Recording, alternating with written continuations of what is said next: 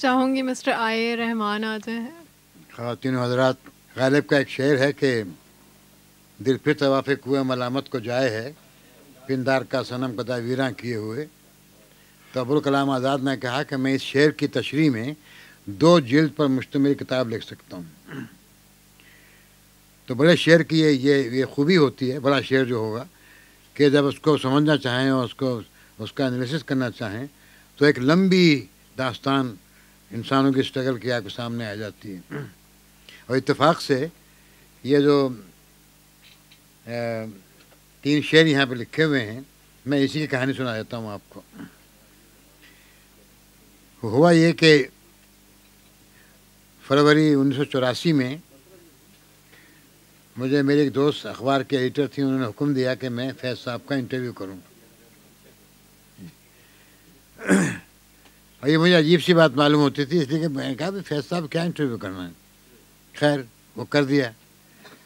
پھر انہوں نے فون کیا کہ فیض صاحب کے ہاتھ کی لکھی ہوئی کچھ اشعار چاہیے اور آج ہی چاہیے. تو میں تھا دفتر سے، عثمانی صاحب کو ساتھ لیا. میں نے کہا عثمانی صاحب چلتے ہیں ذرا مال ٹاؤن چلتے ہیں 102H، اور فیض صاحب سے لکھوانا ہے کچھ اخبار رسالے کے لیے. وہاں پہنچ گئے، صبح 11 بجے وقت تھا. تو فیض صاحب نے کہا بھئی ایسے کیا لکھیں، کیا لکھیں. تو شعیب ہاشمی کتاب لے آئے موٹی، سارے سخن ہمارے، جو لندن میں چھپی تھی. ادھر دیکھا ادھر دیکھا، کہیں طبیعت جمی نہیں. پھر عثمانی صاحب سے مجھ سے کہا اچھا آپ لوگ بیٹھ کے کافی پئیں، کچھ کوشش کرتے ہیں. تو پھر انہوں نے یہ لکھا. اور یہ جو آخری جو سطر ہے، اس میں پہلے انہوں نے لکھا تھا ایک اقرار پر ایک انکار پر. پھر اس کو اپنے ہاتھ سے کاٹ کے کوئی کوئی انکار پر. اور وہ اسی صورت میں پھر ہیرلڈ میں چھپی مارچ 1984 کے ایشو میں. اب یہ تو خیر کہانی ہو گئی، لیکن پھول مسلے گئے فرش گلدار پر، رنگ چھڑکا گیا تختہ دار پر. اس میں وہ ساری داستان ہے جس کا کچھ حصہ امتیاز صاحب نے بتایا ہے کہ 1977 سے لے کر 1984 تک جو ہوا آپ کے ملک میں، کس طرح سے نوجوانوں کو کوڑے لگائے گئے، کس طرح سے لوگوں کو زبردستی جیل میں پھینکا گیا. پھر جو حالت تھی اس وقت وہی تھی جو کہ اس کا بھی تھوڑا سا ذکر ہوا کہ بزم برپا کرے اس کو منظور ہو. یعنی اب جو کام ہمارا کرنے کا ہے، جو سیاسی کام کرنے کا ہے، وہ پہلے کے مقابلے میں بہت سخت ہو گیا ہے. اس میں بہت مشکلات بڑھ گئی ہیں. یعنی جو پہلے ہم ہنستے کھیلتے جلسے کیا کرتے تھے، جو ہنستے کھیلتے انگریز کو یہاں سے باہر نکال دیا، جو ہنستے کھیلتے ہم نے جدوجہد کی ایوب کے خلاف، وہ اب نہیں رہا. اب جو ہے وہ تلوار کی دھار پہ چلنا ہے آپ کو. یعنی آپ کی ساری سیاسی جو کرتب ہے وہ دھار پر ہے. پھر آپ یہ دیکھیے کہ آخر میں کہ یہ پورا پیریڈ کور ہو جاتا ہے. یہ بات ہو رہی ہے فروری 84 میں. ابھی ریفرینڈم نہیں ہوا ہے، ابھی ریفرینڈم ہونا ہے دسمبر 84 میں. نہیں، لیکن ضیاء الحق صاحب بہت سے لوگوں سے بیعت پہلے لے چکے تھے. بہت سے وہ لوگ جو اپنے آپ کو سیاسی لیڈر کہتے تھے، سیاسی جماعتوں کے قائد کہتے تھے، ان کی جھولی میں بیٹھ کر کے ضیاء الحق کو یہ سہولت فراہم کر چکے تھے کہ بھٹو کو پھانسی چڑھا دیا جائے. تو وہ بیعت پہلے کر چکے تھے وہ لوگ، اور ایک بیعت ہونے والی تھی. تو یہ بڑے شاعر کا یہ نظر آتا ہے کہ ایک تو وہ نظر میں وہ بات تھی نہیں. اب وہ نظر سے مجھے فیض صاحب کا ایک بہت بڑا شعر یاد آ گیا کہ ہم اپنے وقت پہ گزرے جہان گزراں سے، نظر میں رات لیے دل میں آفتاب لیے. تو وہ نظر میں رات جو تھی وہ کیا تھی کہ 77 سے لے کر 84 تک جو بیعت کرتے رہے وہ بھی ملزم ہیں، اور جو آگے کریں گے 84 دسمبر میں وہ بھی ملزم ہیں. اور جو اسے انکار کر رہے ہیں اور انکار کیا ہے وہ تو آلریڈی ملزم بن چکے ہیں. لیکن وقت کا فیصلہ یہ ہوگا کہ جو اس کے بیعت کریں گے وہ بھی ملزم بنیں گے. تو یہ شاعر کا جو ذہن ہوتا ہے یا شاعر کی جو نظر ہوتی ہے وہ ہمارے جیسے لوگوں کی نظر سے بہت دور کی بات دیکھنے کی ہوتی ہے اور جو دیکھ سمجھ میں آنے والی بات ہوتی ہے. اور میں ایک آدھ دو آپ کو باتیں سنا دیتا ہوں خیر صاحب کی. کہ ایک تو یہ کہ فیض صاحب کو اپنے بارے میں غلط فہمیاں پھیلانے کا بہت شوق تھا. نہیں مثلاً وہ یہاں جب ہم چھوٹے تھے سنا کرتے تھے کہ فیض صاحب جب سائیکل پہ چڑھتے تھے تو ان پہ پیدلوں پہ کھڑے ہو کر چڑھنا نہیں آتا تھا. تو تلاش کرتے تھے کوئی ایسی جگہ مل جائے, کوئی مڈیر مل جائے جس پہ کھڑے ہو کر گدی پہ بیٹھ جائیں اور پھر پیدل چلائیں. چلو یہ بھی مشہور ہو گیا. پھر مشہور ہوا کہ انہوں نے کار لے لی ہے ہلمن, لیکن جب کار چلاتے ہیں تو ہاتھ اپنا ہٹاتے نہیں ہیں اس سے اسٹیئرنگ سے. اگر آپ ان کو سلام کریں تو سلام کا جواب نہیں دے سکتے ہاتھ اٹھا کے, کیونکہ گاڑی کے ہاتھ سے نکل جانے کا ڈر رہتا ہے. جی یہ میں نے بھی تجربہ کیا ایک دفعہ. تو یہ بھی سو گئی. تو میں کراچی گیا, جب وہ کراچی میں رہتے تھے تو پہلے تو انہوں نے ایک صاحب کی دھلائی کر دی, وہ بھی سن لیجیے. خیر میں جا کے بیٹھا تو تیار ہو رہے تھے, ہم کہتے ہیں ناشتہ کر لوں ذرا. وہ ناشتہ آیا, ایک توست اور ایک انڈا فرائی جس کا سنی سائڈ نہیں تھا, یعنی دونوں طرف سے پلٹا ہوا تھا.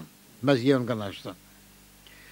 ابھی ناشتہ کرنے بیٹھے نہیں تھے, ایک صاحب آ گئے تو مجھ سے کہا آپ ذرا بیٹھیے, میں ذرا ان سے مزاج پرسی کر لوں. پتہ یہ لگا کہ ان صاحب وہ بڑے عالم فاضل آدمی تھے, انہوں نے کتاب لکھی تھی زبانوں پر, اور یہ اس میں کہا تھا کہ جو عربی زبان جو ہے, سندھی زبان جو ہے, یہ ہماری انڈس ویلی کی زبانیں جو ہیں یہ عربی سے نکلی ہیں.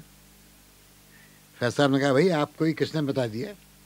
مسلمان ہونا اور بات ہے, مگر زمانہ کے معاملے میں آپ کو ایسی بات نہیں کرنی چاہیے, کیونکہ عربی تو کلاسیکی زبانوں میں سب سے کم عمر زبان ہے. اس کی عمر 1400 برس ہے. باقی جو زبانیں ہیں ان کی عمریں کئی ہزار سال کی, اور ہماری پراکرت جو ہیں, ہماری جو زبانیں ہیں یہاں کی, وہ تو کئی ہزار سال پرانی ہیں. اور ساتھ میں یہ جملہ بھی کہا جو مجھے یاد ہے کہ یہ الگ بات ہے کہ عربی کی خوبی یہ ہے کہ اس کی پہلی نثر کی کتاب کلاسک ہے, کیونکہ عربی میں قرآن سے پہلے نثر کی کوئی کتاب ہی نہیں ہے. تو پہلی کتاب ہے جو کہ کلاسک ہے. تو آپ نے کیسے کر دیا؟ آپ براہ کرم جائیے, ہماری زبانوں پر رحم کیجیے, عربی کے ہر بارے میں جو چاہے لکھتے رہیے, لیکن جو زبانیں ہیں. خیر یہ بھی ہو گیا. اس کے بعد ہم نکلے تو کہنے کے چلیے ہم آپ کو اپنا اسٹوڈیو دکھاتے ہیں. ٹھیک ہے, اسٹوڈیو دکھاتے ہیں.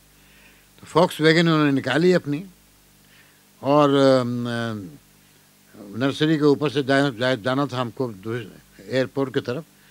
میں نے دیکھا فیض صاحب کی گاڑی کچھ تیز چل رہی ہے. میں کہا فیض صاحب کچھ گاڑی آپ کی تیز نہیں چل رہی؟ کہنے لگے یہاں سڑک ٹھیک ہے تو گاڑی تیز چل سکتی ہے. میں کہا آپ کے بارے میں مشہور ہے کیا؟ نہیں, کہنے کہ وہ مشہور ہیں, وہ بات وہی رکھی ہے. آپ لوگوں سے یہی کہیے کہ فیض صاحب جو ہے گاڑی ہے وہ ہلمن کی طرح چلا رہے ہیں, لیکن یہاں سڑک ٹھیک ہے. فیض صاحب کو موت کے بارے میں بالکل ڈر نہیں تھا, ان کو کوئی ایسی بات کا نہیں تھا. ایک قصہ تو ہمارے دوست ملک جعفر صاحب نے سنایا ہے ہم کو کہ وہ اور فیض صاحب لاہور سے پنڈی جا رہے تھے, تو جہاز میں ایک دم کچھ بے چینی کے آثار ہوئے. پتہ لگا کوئی صاحب باتھ روم میں بند ہو گئے, اندر سے تالا لگا لیا.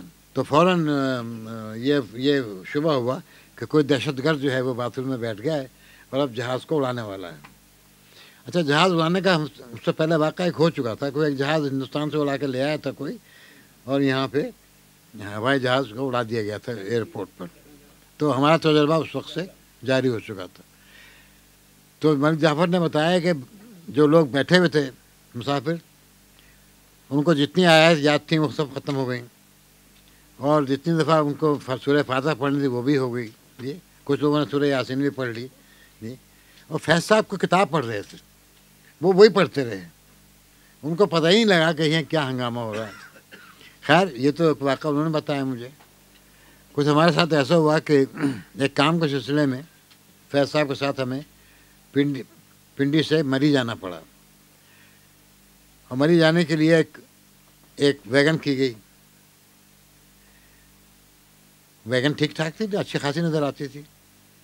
तो उस वैगन में 4 मुसाफिर थे, एक फैज़ अहमद फैज़, एक सुरूर बाराबंकी, एक साहब एजाज गुल और एक बंदा। जब वो सिसिल होटल के पास चली और वो ढलवान पर चलना शुरू की तो मैंने नोटिस किया कि बजाय ऊपर जाने के नीचे आ रही है।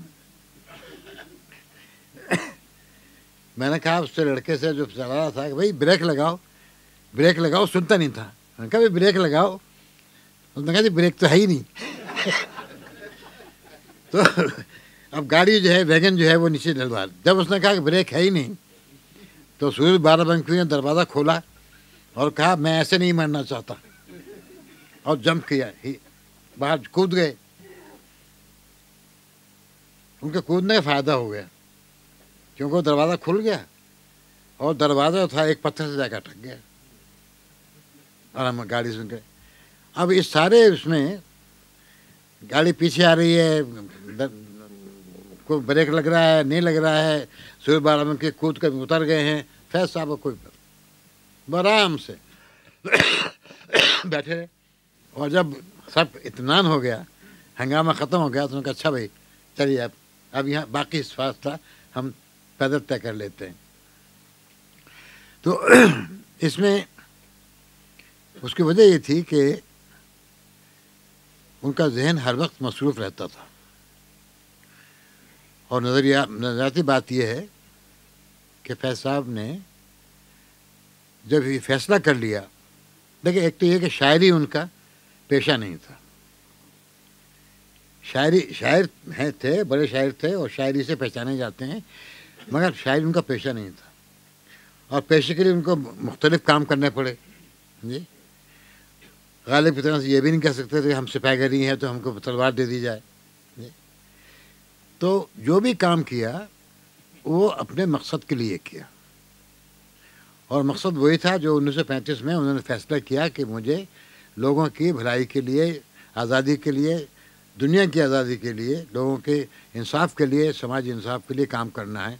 तो आप चाहे एडिटर हो जाएं, चाहे आप सकाफ़त का काम करें, चाहे कराची में अब्दुल्ला हारून खड्डा कॉलेज को बड़ा कॉलेज बना दिया, खड्डा स्कूल था उसका कॉलेज बना दिया, या आप कल्चरल एडवाइज़र हों, सब में एक बात मुश्तरक थी, कॉमन थी, वो ये कि जो मकसद है वो हासिल करना है। तो अगर किसी को फैज़ की याद बनानी है या फैज़ को खराज तहसीन पेश करना है तो आप जो चाहे काम कर लें। अगर आप पे एक रास्ता बंद हो दूसरी तरफ चले जाइए, अगर आप पे एक दरवाज़ा बंद हो दूसरा दरवाज़ा खोल लीजिए, मगर ये ना कहिए कि अभी हमसे हो नहीं सकता चूँकि हमारे लिए ज़राए महदूद हो गए या मसदूद हो गए या हमारी मुश्किल हो गई है। जब तक हम ये नहीं समझेंगे, हमारे समझ में ये नहीं आएगा कि पुर्तगाल की अंडरग्राउंड कम्युनिस्ट पार्टी ने अंडरग्राउंड रहते हुए इलेक्शन कैसे जीत लिया था। जब तक हमें ये नहीं मालूम होगा कि कैसे वो काम किया जा सकता है, कैसे अपने आप को काबू में रखा जा सकता है, कैसे अपना मकसद हासिल किया जा सकता है, चाहे कुछ करना हो। तो जिनको जब तक मकसद की हिद्दत बाकी रहती है नहीं, तो फिर उस वक्त लोग अपना रास्ता निकाल लेते हैं। हमारी तारीख़ में भी ऐसे लोग गुजरे हैं जिन्होंने बड़े बड़े मुश्किल हालात में और भूखे रहकर और तमाम आसाइशों को तज कर, तमाम आसाइशों को इसको नज़रअंदाज करके काम किया है, और उनका काम अब तक ज़िंदा है। वो थोड़े से लोग थे लेकिन उनके नज़रियात अब तक ज़िंदा हैं। आपके मुल्क में जो कौमी आज़ादी की बात करता है, जो सूबाई खुदमुख्तारी की बात करता है, जो सिविल लिबर्टीज़ की बात करता है, जो इंसानी हकूक़ की बात करता है, कहाँ से सीखे हैं ये लोग बातें? वो चंद थोड़े से लोग थे जिन्होंने 1947 से 1954 तक काम किया। आप तो उसके मुकाबले में बहुत ज़्यादा हैं, लेकिन आप करना नहीं चाहते। बहाना बनाने के लिए हम तैयार रहते हैं।